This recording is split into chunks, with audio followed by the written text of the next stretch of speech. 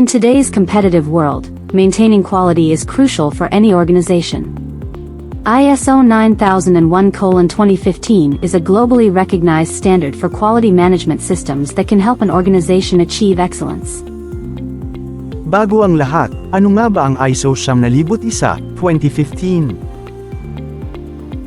ISO 9001:2015 is a comprehensive international standard for quality management systems. The standard outlines a set of requirements that organizations need to meet to establish and maintain an effective quality management system. Simpleng sabi, ito ay isang quality management system na tumutulong sa mga kumpanya o institusyon na mapanatili at mapabuti ang kalidad ng kanilang produkto o serbisyo. Ano nga ba quality management system? A quality management system or QMS is a structured framework or set of processes and procedures that an organization puts in place to ensure that its products or services consistently meet or exceed customer expectations and adhere to regulatory and quality standards. Para itong mapa o gabay na nagtuturo sa mga kailangang hakbang at proseso para tiyakin na ang kanilang mga gawain ay nauukit sa mataas na kalidad. Para sa mga consumers or buyers, ito ay nagbibigay garantiya na ang kahit anong produkto o serbisyo na kanilang binibili ay nasusunod sa mga pamantayan at kalidad na kanilang inaasahan.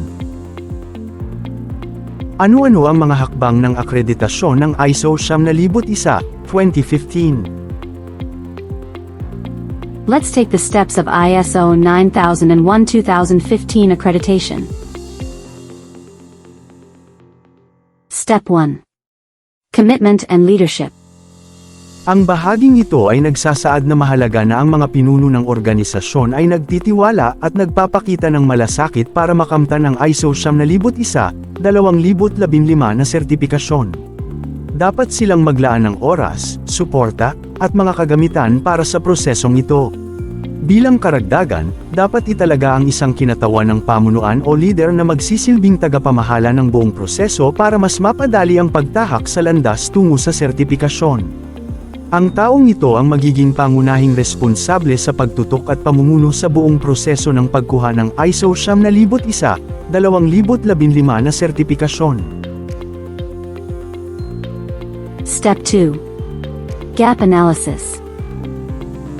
Ang gap analysis ay ginagawa para malaman natin kung saan nagkukulang sa mga tamang hakbang o requirements mula sa ISO 9001:2015 na nagsasabi kung ano ang tamang paraan ng pamamahala para ma-achieve ang mataas na kalidad ng produkto o serbisyo ng isang organisasyon. Step 3. Quality manual and documentation. Ito ay tungkol sa paggawa ng mga gabay at mga dokumento na nagtuturo kung paano gawin ng tama ang mga gawain sa organisasyon. Ang Quality Manual ay isang dokumento na naghahayag ng pangunahing patakaran at layunin ng sistema ng pamamahala ng kalidad, samantalang ang mga documented processes at mga work instructions ay naglilista ng mga hakbang at proseso na dapat sundan ng mga empleyado para gawin ng maayos ang kanilang mga gawain.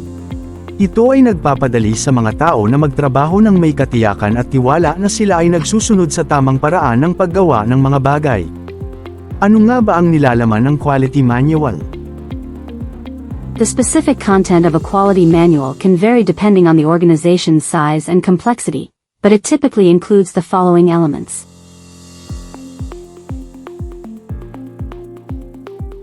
Step 4. Training and awareness. Sa simpleng salita, ito ay tungkol sa pagtutok sa pagtuturo at kaalaman ng mga empleyado tungkol sa mga proseso at pamamahala ng kalidad sa inyong kumpanya o organisasyon. Mahalaga na ang lahat ng mga empleyado ay may malinaw na pangunawa sa kung paano gumagana ang QMS at kung paano ito nagsusustento ng mataas na kalidad. Step 5. Internal audit. Ito ay tungkol sa paggawa ng isang pagsusuri sa loob ng organisasyon para malaman kung gaano kahusay ang sistema ng pamamahala. Sa pagsusuring ito, hinahanap ang mga sitwasyon kung saan hindi nasunod ang mga tamang pamamaraan o mga alituntunin ng kalidad.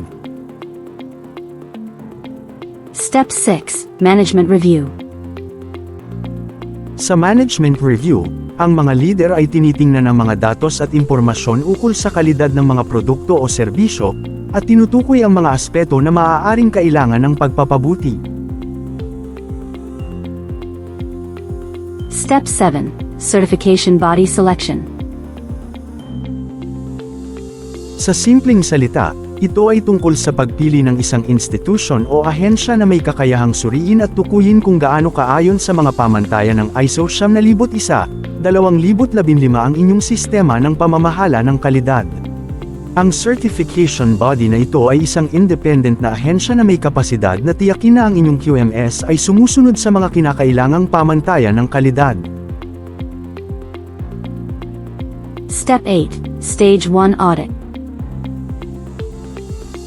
Ito ay tungkol sa unang hakbang o pagsusuri na isinasagawa ng certification body bago ang mismong audit para sa ISO 9001-2015. Layunin nito na tingnan kung handa na ang organisasyon para sa mas pinaigting na pagsusuri na magpapatunay na sumusunod kayo sa mga kinakailangang pamantayan ng ISO 9001-2015. Step 9. Stage 2 Audit. Ito ay ang pangunahing pagsusuri o audit para sa sertipikasyon. Dito ay tinitignan ng certification body kung paano isinagawa at kung gaano kaepektibo ang sistema ng pamamahala ng kalidad sa tunay na practice o operasyon ng organisasyon.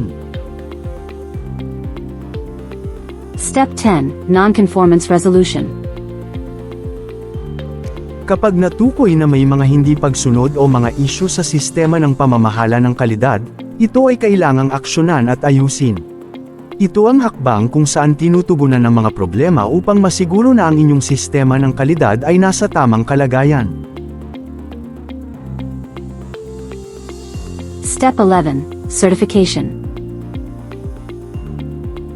Kapag ang QMS ay tumutugma o sumusunod sa mga patakaran ng ISO 9001-2015, bibigyan ng organisasyon ng isang sertipikado mula sa certification body. Step 12. Surveillance Audits. Upang patuloy na magkaroon ng sertipikasyon, ang organisasyon ay regular na sasailalim sa mga paminsang pagsusuri o audit. Ito ay isang paraan upang tiyakin na ang sistema ng pamamahala ng kalidad ay nananatiling epektibo at nagsusunod sa mga pamantayan ng kalidad sa buong panahon. Ito ay isang bahagi ng proseso ng pagpapanatili ng mataas na kalidad sa inyong mga gawain at operasyon. Step 13. Continuous Improvement. Pagkatapos na makuha ang sertipikasyon, mahalaga na patuloy na bantayan at ayusin ang QMS upang siguruhin ito ay laging sumusunod sa mga pamantayan ng ISO 9001-2015. Achieving ISO 9001-2015 accreditation is a journey to excellence in quality management. Start today, and elevate your organization to new heights of quality and performance.